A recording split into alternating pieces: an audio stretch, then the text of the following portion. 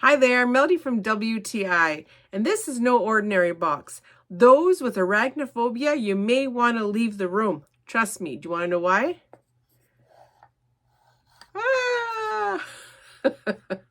This is a really cool spider prank box, if you haven't figured that out by now. Made out of durable wood. The little spider is a rubber spider attached to a piece of wire hooked up to the back here in the box.